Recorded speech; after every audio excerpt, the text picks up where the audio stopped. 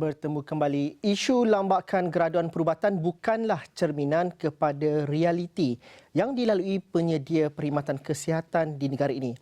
Sebaliknya, sebagai sebuah negara membangun, rakyat Malaysia sering berdepan pelbagai penyakit dan masalah kesihatan, sekaligus memerlukan perawatan kesihatan premier yang sempurna.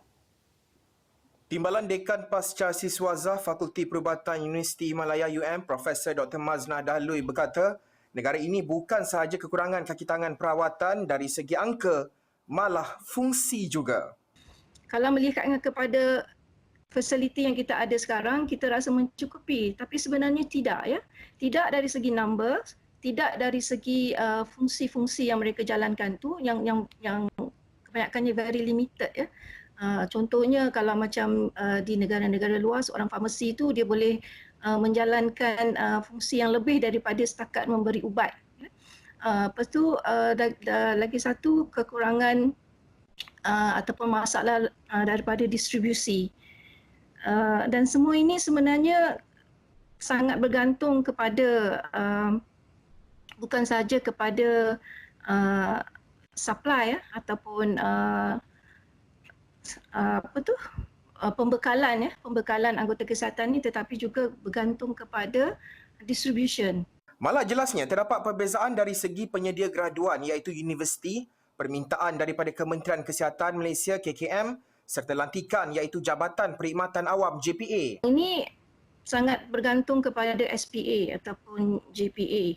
Dan yang kedua, dari segi kalau di Malaysia ni kita lihat bahawa ada 3 entiti yang terlibat, atau 3 organisasi yang terlibat di dalam pembekalan anggota kesihatan, ya, ataupun yang berkenaan dengan anggota kesihatan. Yang pertama adalah pembekalnya ataupun the trainers, ya. Latihan ini dilakukan terutamanya untuk doktor, ya, dilakukan oleh Kementerian Pendidikan. Sedangkan users adalah Kementerian Kesihatan, dan rekrutmen dibuat oleh Suruhanjaya Perkhidmatan Awam ataupun Jabatan Perkhidmatan Awam. So masing-masing ada polisi mereka sendiri, ya. Jadi kadang-kadang susah. Macam Kementerian Kesihatan perlukan lebih ramai lagi anggota, tetapi tidak ada tempat untuk mereka ditempatkan, ya. Tidak ada post for them.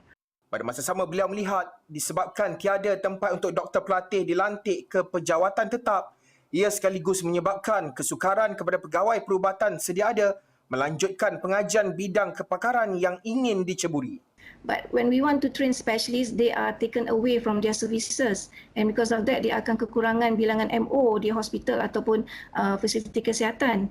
And untuk ini kita perlu naikkan HO, ya, houseman ni kita perlu lepaskan dia apabila mereka telah mencukupi